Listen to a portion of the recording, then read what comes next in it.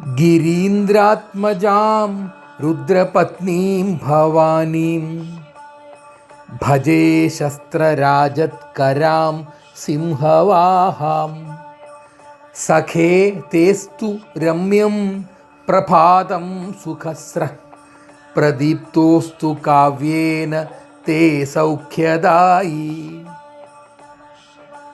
അയം ശ്ലോക Mumbai നിവാസിന പണ്ഡിതവരേണ്യേന വിദ്വദ്വാചസ്പതിന doctor P Surendran മഹോദയേന വിരചിത. അദ്യ ശുക്രവാസര ഏവ ഇത്യസ്മാത് കവിഃ പർവതപുത്രീം